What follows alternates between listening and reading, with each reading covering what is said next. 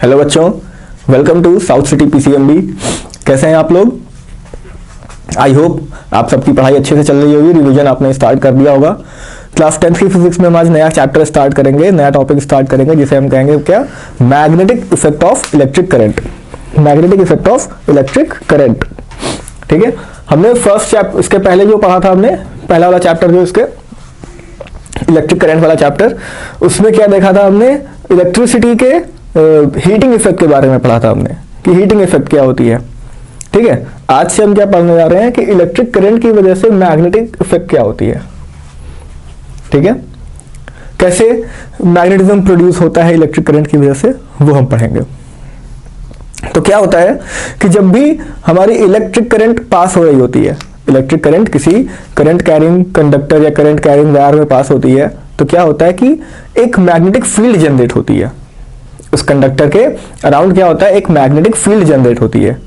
इसी को हम बोलते हैं magnetic effect of electric current. Is it clear? क्या होता है कि वो जो कंडक्टर होता है वो मैग्नेटाइज्ड हो जाता है, सिंपल मैग्नेटाइज हो जाता है, और वो करंट क्या करती है? मैग्नेटिज्म प्रोड्यूस करती है उस कंडक्टर में। So this is called the magnetic effect of electric current. आपने देखा होगा, अगर एक हम आयरन का नेल लेते हैं, आयरन नेल लेते हैं, कील लेते हैं आयरन की, और उसे हम बैटरी से कनेक्ट करते हैं। ठीक है, उसको हम वायर से कनेक्ट करते हैं बैटरी से, और उसके अराउंड में छोटी छोटी आयरन फिलिंग्स रख देता हूं। ठीक, तो क्या होगा? जैसे ही कनेक्ट करेंगे उसे, हम उसका स्विच ऑन करेंगे, वो सारी आयरन फिलिंग्स क्या होंगी? आके उसमें अट्रैक्ट हो जाएंगी आयरन नेल्स में। तो ये किस वजह से होती हैं? ये मैग्नेटिक इफेक्ट की वजह से होती हैं। जब करंट की सप्लाई स्टार्ट हुई, करंट फ्लो करना शुरू की, तो उसने क्या किया? उस आयरन नेल के अराउंड एक मैग्नेटिक फील्ड जनरेट कर दी, और जितनी उसकी मैग्नेटिक फील्ड जितनी एरिया में जाती है, उस एरिया में जितने भी आपके जो मैग्नेटिक सब्सटेंसेस हैं सच एज आयरन नेल्स, वो आके उसमें अट्रैक्ट हो जाते हैं। तो इसे हम, ये हमारा एक काफी अच्छा एग्जांपल है जिससे हम देख सकते हैं कि मैग्नेटिक इफेक्ट क्या होता है, इलेक्ट्रिक करंट की वजह से मैग्नेटिक इफेक्ट क्या होता है। ठीक है, मैग्नेट के बारे में सबको पता होगा। मैग्नेट एक कई तरह के होते हैं। बार मैग्नेट होता है, हॉर्स शू मैग्नेट होता है, यू शेप मैग्नेट होता है, सर्कुलर मैग्नेट होता है। ठीक है, ऐसे ही ये हमारे सामने बना हुआ है बार मैग्नेट। मैग्नेट्स में 2 पोल्स होते हैं, हमें पता है, north pole and south pole, and the like poles always repel each other. For example, अगर मैं एक मैग्नेट बना देता हूं, this is a north pole of a magnet, this is a south pole, और एक और मैग्नेट बनाता हूं, तो अगर यहां पे साउथ पोल आएगा मैग्नेट का, तो दोनों क्या करेंगे? एक दूसरे को रिपेल करेंगे। ठीक है, दोनों एक दूसरे को रिपेल करेंगे। और अगर अपोजिट पोल में लेके आता हूं, अपोजिट पोल लेके आता हूं, ठीक है, तो क्या होगा? They will attract each other. ये एक दूसरे को क्या करेंगे? अट्रैक्ट करेंगे। They will attract each other. ये सब चीजें आप पहले से जानते हैं, आपने पहले क्लासेस में पढ़ रखा है, काफी एग्जाम्पल्स हैं। अच्छा देखो, मैग्नेटिक इफेक्ट की वजह से ही आपके जो ये मैकेनिकल चीजें होती हैं, जैसे आपका इलेक्ट्रिक मोटर हो गया या इलेक्ट्रिक जनरेटर हो गया, ये जो अप्लायंसेस हैं, ये सब किस वजह से काम, किस इफेक्ट पे काम करते हैं? ये सब magnetic effect of electric current के ही उस पे काम करते हैं। ठीक है, magnetic effect of electric current पर ही ये वर्क करते हैं। Their working principle is based on the magnetic effect of electric current. Your electric motor, AC generator, these types of appliances works on the principle of magnetic effect of electric current. आपके speakers हो गए, other electric appliances हो गए, refrigerators हो गए, ये सब सारे इसी पे वर्क करते हैं। तो जैसा कि मैंने अभी बताया आपको कि जब भी कोई हमारा कंडक्टर होता है, अगर उसमें इलेक्ट्रिसिटी पास होती है, इलेक्ट्रिक करंट फ्लो हो रहा होता है, तो क्या करता है? वहां पे एक मैग्नेटिक फील्ड जनरेट कर देता है। ठीक है, तो इसी मैग्नेटिक फील्ड के बारे में पढ़ेंगे अब कि मैग्नेटिक फील्ड क्या होती है। तो अगर space surrounding by a magnet, ठीक है, जो हमारा मैग्नेट है उसके अराउंड जो भी स्पेस होती है, जहां तक मैग्नेटिक फोर्स एक्सपीरियंस कर सकता है कोई magnetic substance, that space is called magnetic field. Is it clear? क्या होता है कि एक ऐसी स्पेस, जैसे मैंने ये बनाया है, ये हमारा मैग्नेट है, इसका नॉर्थ पोल है, ये साउथ पोल है। ठीक है, तो इसके जो ये देखिए, ये मैग्नेटिक फील्ड लाइंस हैं, इसको भी बताऊंगा मैं क्या होता है ये। तो मैग्नेटिक फील्ड वो स्पेस होता है जहां तक इस मैग्नेट का मैग्नेटिक फोर्स एक्सर्ट होगा।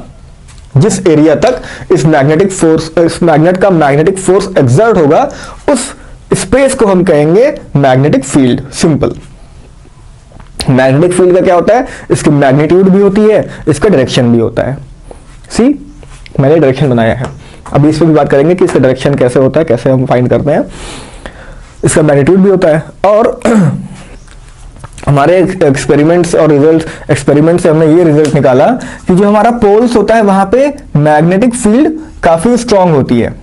क्या होती है, मैग्नेटिक फील्ड काफी स्ट्रांग होती है हमारे पोल्स के पास, rather than the other area of the magnet. Centre पे थोड़ी वीक होगी, ठीक है, पोल्स पे क्या होगी, काफी स्ट्रांग होती है हमारी magnetic field. Is it clear? So अब देखो क्या होता है, जो डायरेक्शन ऑफ मैग्नेटिक फील्ड होती है वो हमेशा होती है from north pole to the south pole, from north pole to the south pole. ठीक है, now we will see what is the meaning of magnetic field lines. Magnetic field lines का मतलब क्या होता है, इसके बारे में हम जानेंगे कि मैग्नेटिक फील्ड लाइंस होती क्या है।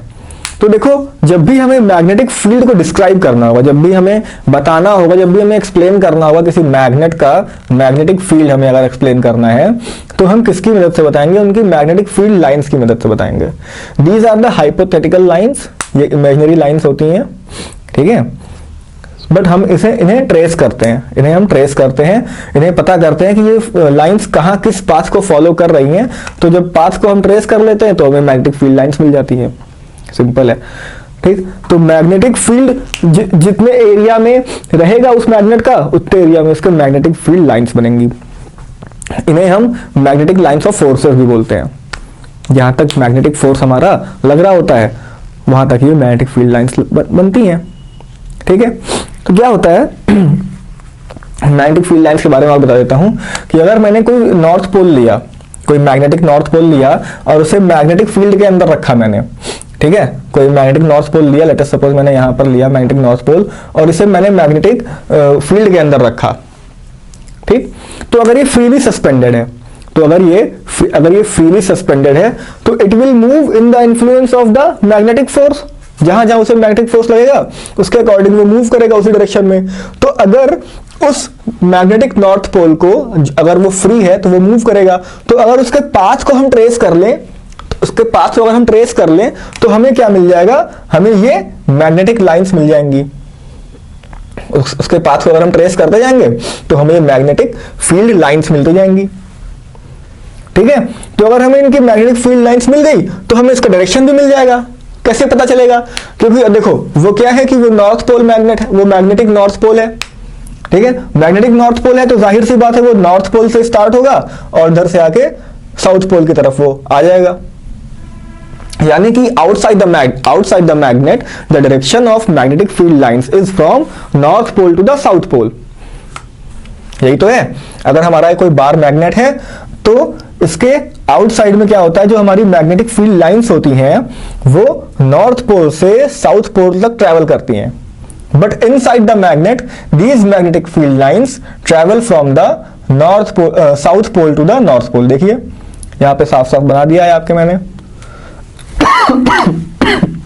सॉरी। ठीक है, तो एक चीज हमें पता चली कि inside the magnet outside the magnet the magnetic field lines travel from north pole to south pole and inside the magnet कहां से ट्रेवल करती है, south pole to north pole. ये बात क्लियर है, ये बात क्लियर है। अब देखो, अगर मैं इसी मैग्नेटिक फील्ड में क्या करूं, एक कंपास ले आऊं। मैग्नेटिक कंपास क्या करता है कि मैग्नेटिक कंपास अगर क्या होती है कि कहीं मैग्नेटिक फील्ड होती है तो जो मैग्नेटिक कंपास में आपने देखा होगा, आपने पहले भी पढ़ा होगा, देखो मैं फिर से बता देता हूं मैग्नेटिक कंपास क्या होता है। एक सर्कुलर स्टॉप वॉच जैसा होता है, उसमें एक निडल होती है। This needle is magnetic needle. ठीक है, ये मैग्नेटाइज रहती है। क्या होता है कि जब भी ये किसी मैग्नेटिक फील्ड के इन्फ्लुएंस में आती है तो ये निडल क्या होती है, डिफ्लेक्ट करती है। ठीक है, क्या होती है, ये अपनी ओरिजिनल पोजीशन से डिफ्लेक्ट करती है। वैसे ओरिजिनल पोजीशन क्या होती है, north direction and geographical north direction and geographical south direction, ये होती है इसकी ओरिजिनल पोजीशन। लेकिन जब ये किसी मैग्नेटिक फील्ड के इन्फ्लुएंस में आती है तो ये क्या होने लगती है, डिफ्लेक्ट होने लगती है। ये क्या होने लगती है, डिफ्लेक्ट होने लगती है। ठीक है, तो अगर मैं इसको किसी मैग्नेटिक फील्ड में लेके आता हूं तो ये हमारी जो मैग्नेटिक कंपास है, जो हमारी मैग्नेटिक कंपास है, ये क्या करती है, जो हमारी मैग्नेटिक फील्ड लाइंस हैं उनके टेंजेंशियल डिफ्लेक्ट होती है। ठीक है, उनके क्या होती है, टेंजेंशियल डिफ्लेक्ट होती है। ये अपने आप को इस तरह से सेट करती है कि ये मैग्नेटिक फील्ड लाइन के किस में हो, टेंजेंट में हो। You all know the meaning of tangent.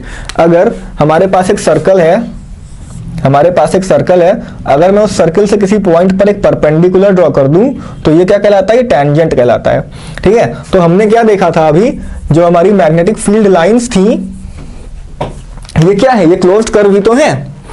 देखिए, ये क्लोज्ड कर्व ही तो बन रही है। यहां नॉर्थ पोल से मैग्नेटिक फील्ड लाइन निकली और ये इधर से साउथ पोल की तरफ से एंटर कर गई मैग्नेट के अंदर, एंड देन वो मैग्नेट के अंदर साउथ पोल से नॉर्थ पोल ट्रेवल कर रही है। दैट मीन्स क्या हुआ, it is a closed curve.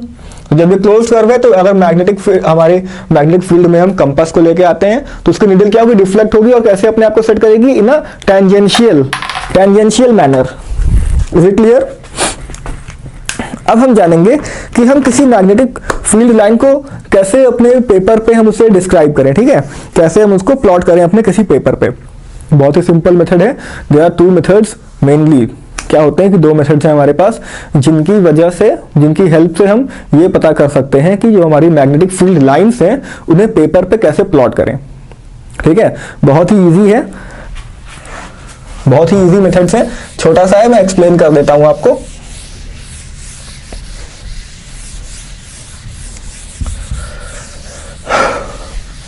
Yes,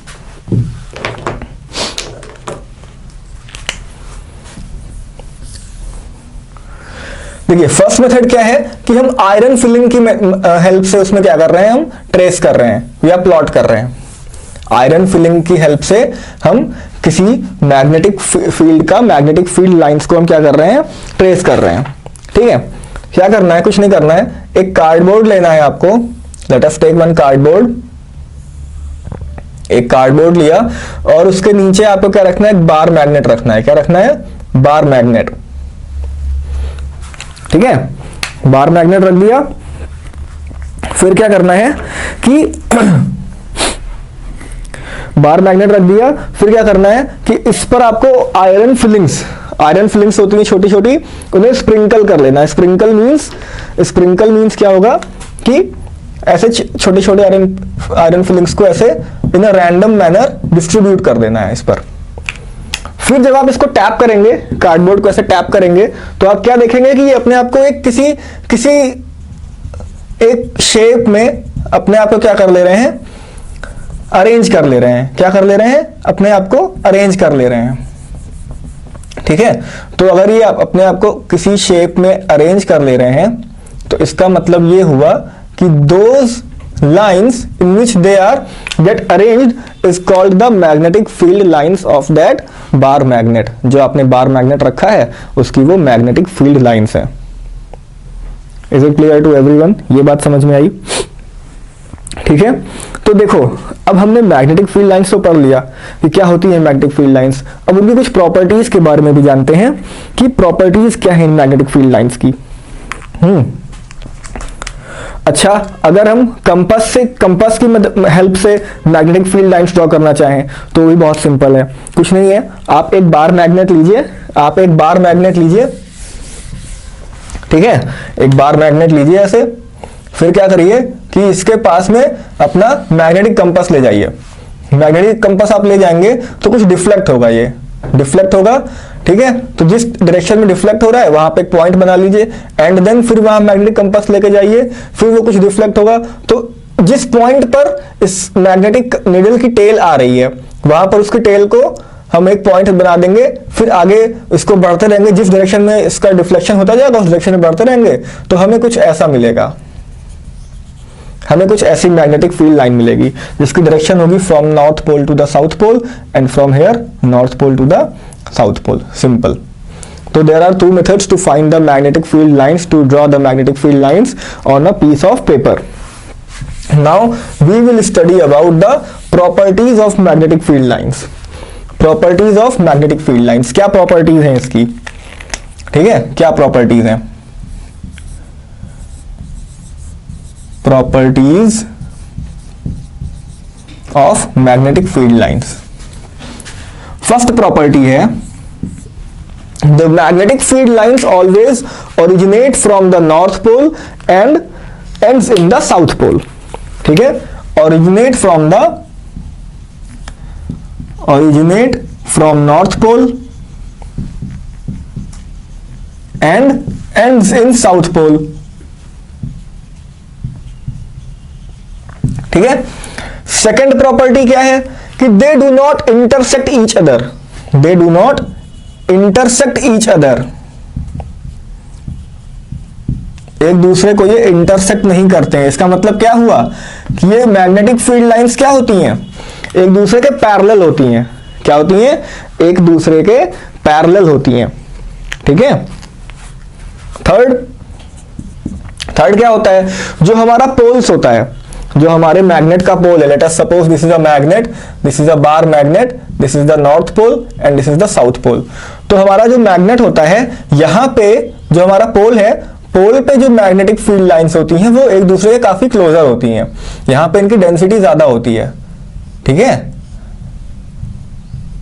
और जैसे ही इनकी डिस्टेंस बढ़ती रहती है, इनकी जो इनके बीच की डिस्टेंस है वो भी बढ़ती रहती है.